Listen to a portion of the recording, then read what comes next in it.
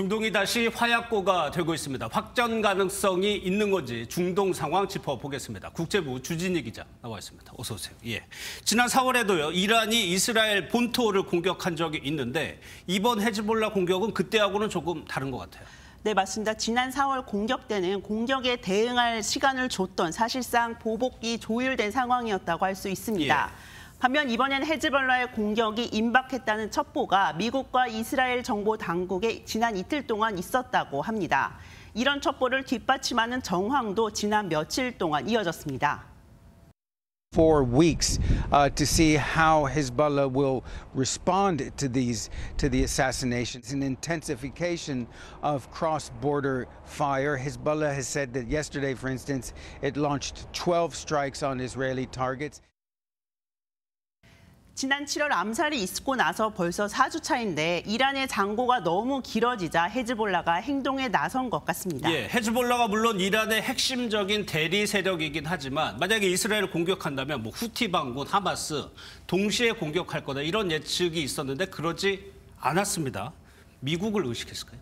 네, 사실 지금 미국 항모가 중동에 급파된 상황입니다. 예. 그걸 고려해서인지 이란도 자신들의 고민이 좀 길어지고 있다는 사실을 알고 있는 것 같습니다.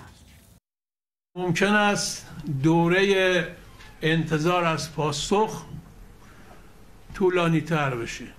کیفیت پاسخ، سناریوها، ابزارها 이란 외무장관도 한이의 암살에 대한 이스라엘 보복 공격은 적시에 그리고 적절한 방법으로 이루어질 것이라고 어제 기자회견에서 밝혔는데요.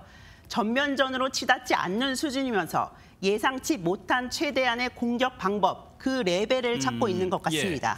예. 이스라엘은 아직 공격에 대응하는 상황이에요. 혹시 또 보복에 나선다면 또 전장이 확대될 수가 있는데 피해 규모에 따라 달라질 것 같아요.